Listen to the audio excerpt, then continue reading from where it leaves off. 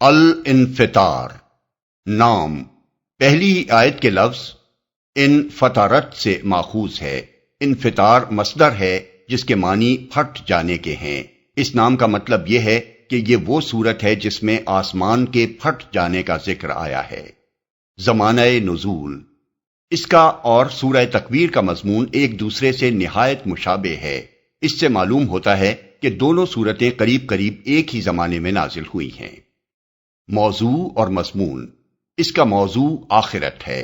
مسند احمد، ترمذی، ابن المنذر، طبرانی، حاکم اور ابن مردویہ کی روایت ہے کہ حضرت عبداللہ رضی اللہ عنہ بن عمر نے رسول اللہ صلی اللہ علیہ وسلم کا یہ ارشاد بیان کیا: جو شخص چاہتا ہو کہ روز قیامت کو اس طرح دیکھ لے جیسے آنکھوں سے دیکھا جاتا ہے تو وہ سورہ تکویر اور سورہ انفطار اور سورہ انشقاق کو پڑھ لے۔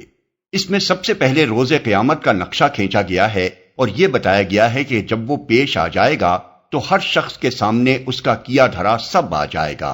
اس کے بعد انسان کو احساس دلایا گیا ہے کہ جس رب نے تجھ کو وجود بخشا اور جس کے فضل و کرم کی وجہ سے آج تو سب مخلوقات سے بہتر جسم اور اعضاء لیے پھرتا ہے، اس کے بارے میں یہ دھوکہ تجھے کہاں سے لگ گیا کہ وہ صرف کرم ہی کرنے والا ہے، انصاف کرنے والا نہیں ہے۔ اس کے کرم کے معنی یہ تو نہیں ہے کہ تو اس کے انصاف سے بے خوف ہو جائے۔ پھر انسان کو خبردار کیا گیا ہے کہ تو کسی غلط فہمی میں مبتلا نہ رہے۔ تیرا پورا نامہ اعمال تیار کیا جا رہا ہے اور نہایت معتبر کاتب ہر وقت تیری تمام حرکات اور سکنات کو نوٹ کر رہے ہیں۔ آخر میں پورے زور کے ساتھ کہا گیا ہے کہ یقیناً روز جزا برپا ہونے والا ہے جس میں نیک لوگوں کو جنت کا عیش اور بد لوگوں کو جہنم کا عذاب نصیب ہوگا۔ اس روز کوئی کسی کے کام نہ آ سکے گا۔ فیصلے کے اختیارات بالکل اللہ کے ہاتھ میں ہوں گے۔